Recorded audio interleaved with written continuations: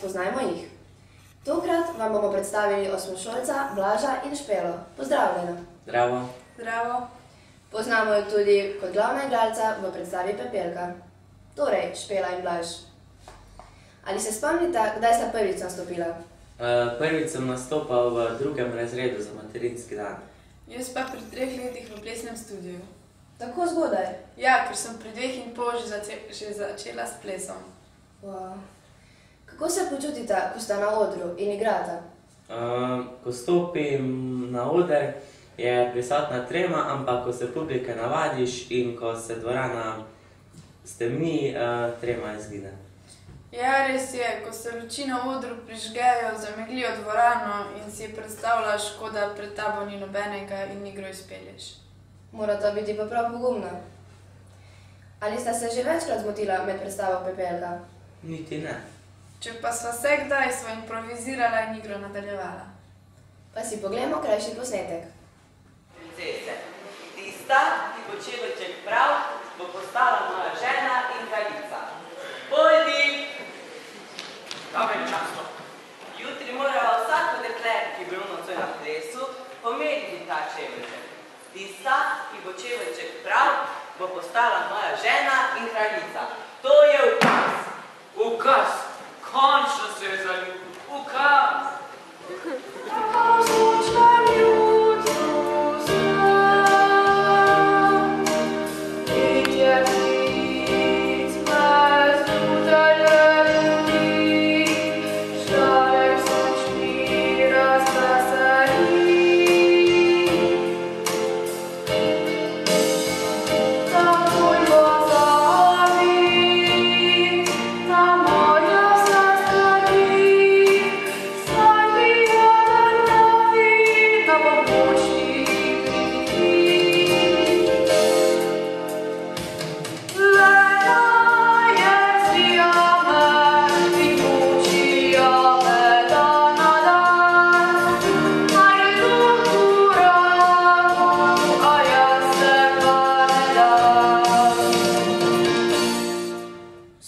Odigrala, kot v marsikateri predstavi. Videli smo vaju igrati skupaj. Ali sta že kdaj skupaj pela? Pojeva skupaj v pevskem zboru, drugače ne, pa kadar igrava. V različnih predstavah. In kaj vama je ljubše, igranje ali petje? V tem primeru lažje igram, zato ker imam nekaj problemov z petjem, drugače pa mi je petje tudi zelo v redu. Med tem težko delam razliko, ker ker oboje zelo rada počnem in pri obeh hobijih lahko gledalcem marsikaj preko tega tudi sporočiš in poveš.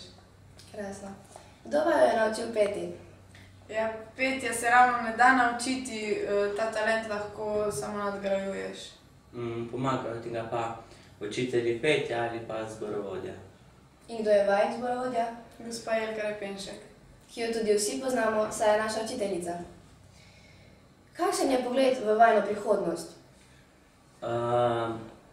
Petje mi bo ostalo v hobi.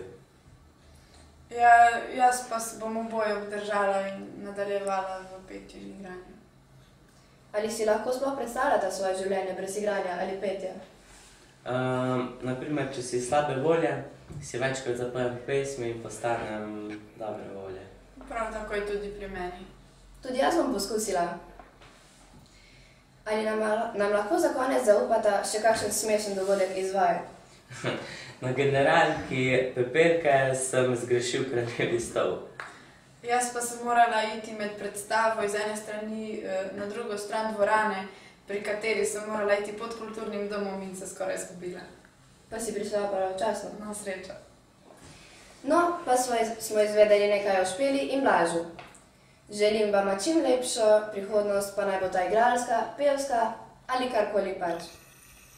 Hvala, da ste si vzeli čas in nas poslušali.